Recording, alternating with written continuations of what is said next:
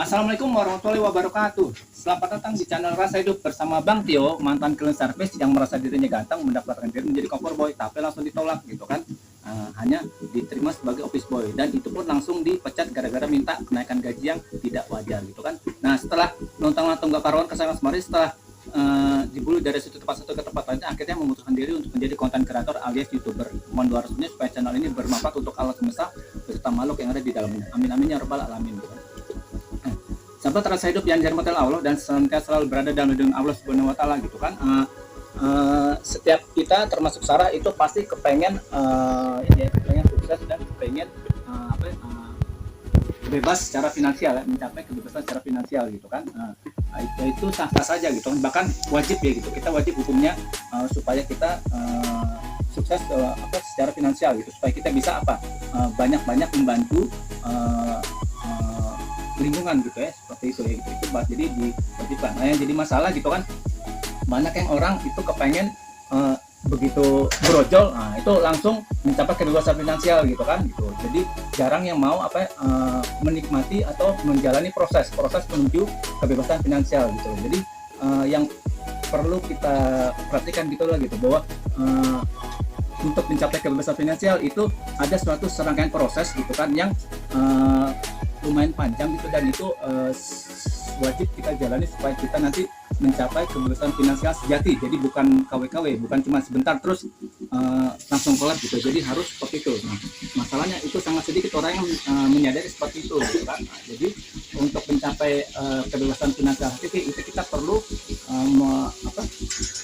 menjalani proses gitu, karena proses ini itu yang beberapa orang, atau saya menyebutnya itu orang yang mental kaya gitu. Jadi orang yang bermental kaya itu dia mau menjalani proses menuju kebebasan finansial, dia menikmati, jadi tidak men-skip gitu kan. Nah, jadi seperti itu kan. Nah, kalau gitu sih, apa sih itu orang bermental kaya gitu kan. Nah, secara definisi orang yang bermental kaya itu dia tidak pernah perhitungan soal uang ya. Nah, itu jadi nggak pernah perhitungan soal uang, atau alias dia tidak pelit gitu, karena dia menganggap uang itu bukan segalanya. Uang itu hanya alat untuk mencapai tujuan, jadi bukan tujuan gitu kan. Jadi alat untuk mencapai tujuan gitu, jadi bukan tujuan. Nah, jadi itu definisi mental kaya gitu kan, seperti itu. Nah, terus juga orang yang bermental kaya itu dia biasanya dia tidak suka pamer gitu kan, seperti itu ya. Nah, sekarang kalau misalnya itu kita kepengen bermental kaya, maka kita juga perlu memahami gitu kan, apakah kita sudah bermental kaya atau belum. Nah, untuk memahami itu kita perlu memahami juga ciri-ciri orang yang bermental kaya gitu kan. Nah, ada banyak literatur yang bisa kita dapatkan kalau kita searching mesin pencari, itu banyak ya gitu kan. Nah, di sini saya ringkas, itu biasanya saya bikin 5 atau 7, tapi di sini banyak yang perlu kita pelajari. Jadi saya bikin 4 kelas, tapi saya bikin di sini ciri-ciri orang bermental kaya part 1 gitu kan. Nah, nanti di part 2 nanti akan kita bahas gitu. Nah, di part 1 ini itu saya bikin menjadi 7 gitu. Jadi ciri-ciri orang yang bermental kaya itu, yang pertama itu adalah dia senang berbagi gitu kan. Nah, saya selalu bilang bahwa berbagi itu identik dengan sedekah. Dan juga jangan salah sangka, banyak orang berpikir sedekah itu berarti harus dengan uang gitu. Memang benar, sedekah itu dengan uang itu hanya salah satu, tapi uang bukan satu-satunya untuk kita bersedekah ya. Berbagi atau bersedekah itu banyak caranya selain dengan uang, itu dengan berbagi informasi, berbagi ilmu ya, berbagi skill gitu kan. Terus atau kita bikin tutorial gitu kan, tutorial macam-macam, tutorial memasak, tutorial misalnya memancing, tutorial bikin kue, tutorial untuk mendongkrak prestasi akademik misalnya, itu juga bagian dari berbagi gitu ya, seperti itu. Kalau misalnya kita dapat tawaran kerja, kita tidak cocok, tapi kita sadar ada teman kita yang perlu gitu lowongan ini, kita berikan informasi ini kepada teman gitu, sehingga akhirnya dia bisa diterima di situ. Itu juga bagian dari berbagi, walaupun sepele kelihatannya cuman masih informasi, tapi itu juga salah satu bagian dari senang berbagi ya. Jadi berbagi itu luas maknanya, tidak hanya secara fisik itu uang gitu, bahwa itu hanya salah satu. Oke, itu ya.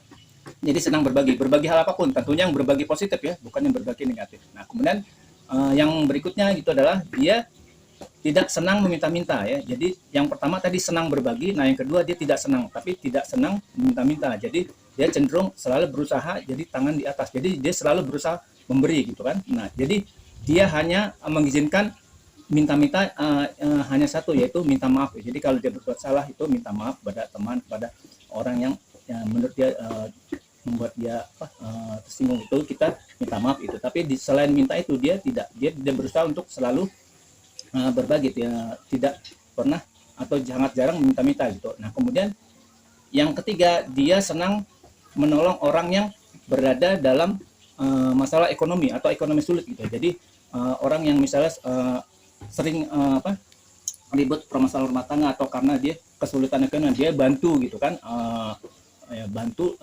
ekonominya sampai orang ini terbebas dari permasalahan ekonomi. Nah itu juga termasuk ciri-ciri orang yang bermental kaya ya. Kemudian yang keempat, dia pada saat dia belanja, terutama pada pedagang kecil, nah ini sangat sering dilakukan oleh kita gitu kan. Tapi saya sangat yakin Sarah tidak melakukan itu apa. Ketika kita belanja ke pedagang kecil, itu kita nawar ya, nawarnya gila-gilaan gitu ya. Sementara kalau kita datang ke supermarket, mall-mall yang besar, itu yang harganya gila-gilaan, kita dengan entengnya main borong-borong aja, itu datang ke kasir kita bayar nggak pernah nawar gitu kan, padahal itu harganya tinggi gitu kan, tapi dia tidak pernah nawar gitu, malah dia bangga gitu, nih gua habis belanja sekian juta misalnya gitu kan, pamer gitu kan. Tapi kalau dia belanja di pedagang kecil gitu kan, tukang sayur keliling gitu kan, pedagang asongan misalnya, itu nawar kadang sampai ribut gitu kan. Nah seperti itu ya. Nah orang ini berarti dia kalau yang senang nawar, dia mentalnya miskin. Orang bermental kaya, dia tidak pernah menawar, bahkan kalau perlu ngasih uang gede, kembalinya ambil misalnya gitu, itu orang bermental kaya gitu. Mudah-mudahan Sarah termasuk orang seperti itu ya. Oke, nah kemudian itu yang keempat. Nah yang kelima, dia pada saat belanja ya dimanapun, dia tidak pernah meminta diskon, walaupun di situ misalnya ada diskon, apalagi misalnya menjelang hari-hari raya gitu, hari-hari besar, umat beragama itu biasanya ada perusahaan-perusahaan itu mengadakan diskon besar-besaran, ada yang sampai double diskon gitu kan, 30% plus 40% gitu. Itu seperti itu ya. Nah, mereka senang berberi, tapi orang bermental kaya dia tidak akan mengejar itu. Memang belanja di situ dan ada diskon, tapi dia tidak mengambil diskon itu. Jadi dia minta dibayar normal. Bahkan kalau perlu kembaliannya buat kasir, itu mental kaya gitu kan. Nah, seperti itu. Itu yang ke 2, 3, 4, 5 ya. Nah, kemudian yang keenam, dia menganggap harta itu titipan, bukan miliknya gitu kan. Nah, karena harta titipan, otomatis yang namanya titipan berarti suatu saat akan dimintakan oleh yang pemiliknya gitu. Dan ketika diminta oleh sang pemiliknya, dia akan dengan senang hati memberi gitu kan. Jadi nggak merengut gitu kan. Seperti itu ya. Itu dia menganggap harta itu titipan, bukan milik. Jadi dia mengelolanya dengan sebaik mungkin gitu kan. Nah dengan cara itu tadi, berbagi gitu, karena dia menganggap harta itu titipan. Itu berarti orang mental kaya. Beda kalau misalnya orang yang bermental miskin gitu kan, ada misalnya orang ya mungkin misalnya mohon maaf pengemis gitu kan, minta sedekah sekedarnya gitu kan, nah itu merengut aja gitu kan, seperti itu ya. Jadi ada yang kayak gitu, bahkan kadang suka diusir-usir gitu kan, karena kan merasakan kemarin udah kok sekarang datang lagi gitu. Nah ini dia yang seperti ini, dia tidak bermental kaya gitu. Justru kalau ada pengemis datang, dia orang bermental kaya, dia akan senang, artinya kan memudahkan dia untuk bersedekah gitu kan. Jadi nggak perlu keluar rumah gitu, cukup ada pengemis datang dia kasih. Nah, itu dia dengan senang hati memberi, itu orang bermental kaya. Oke gitu. Nah, kemudian 2, 3, 4, 5, 6. Nah, yang ketujuh gitu kan. Nah, orang yang bermental kaya itu dia akan selalu menganggap bahwa belajar itu tidak hanya di bangku-bangku pendidikan, jadi SD, SMP, SMA gitu dan kuliah. Jadi dia akan menganggap dari sejak lahir sampai akhir hayat. Nah, itu dianggap itu suatu belajar, proses pembelajaran. Jadi dia akan menganggap bahwa belajar itu ya seumur hidup. Jadi bukan cuma di bangku-bangku sekolah aja gitu. Jadi kapanpun dan dimanapun dia akan selalu siap belajar, dia akan selalu siap mempelajari hal-hal baru gitu kan, yang akan nanti menambah wawasan. Nah, dengan dia menambah wawasan, dia akan lebih cepat memproses lebih cepat untuk bisa mencapai kebebasan finansial gitu kan, nah, karena dia belajar. Jadi tidak pernah berhenti belajar. Ketika seseorang memutuskan diri untuk ya saya sudah mendapat gelar profesor kan, habis S1, S2, S3 terus profesor, ya saya sekarang sudah bergelar profesor, terus dia memutuskan diri untuk tidak belajar gitu. Nah ini sesungguhnya dia ya tidak bermental kaya, karena orang bermental kaya itu belajar seumur hidup, bukan cuman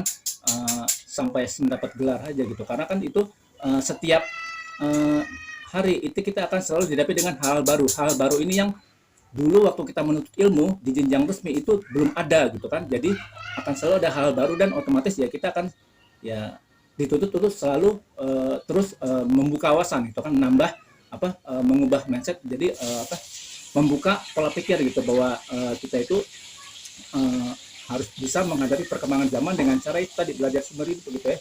Jadi jangan berpikiran ya gue udah pintar jadi nggak perlu menuntut ilmu gitu kan, seperti itu. Oke. Nah itu saja 7 ciri-ciri orang yang bermental kaya gitu kan. Nah, nanti di part 2-nya nanti akan selanjutkan ya, jadi 7 ciri yang terakhir, ciri-ciri orang yang bermental kaya. Mudah-mudahan Sarah termasuk dalam 7 orang yang pernah menjalani ciri-ciri orang yang bermental kaya ini gitu kan. Dan kalaupun misalnya belum, itu dari sekarang ayo kita latih diri kita untuk bermental kaya supaya nanti kita jadi kaya beneran gitu kan. Amin amin ya rabbal alamin gitu kan. Nah, mudah-mudahan materi ini bermanfaat untuk Sarah yang kepengen sukses atau kepengen kaya tapi kok gagal terus. Nah, mungkin dengan mempelajari atau dengan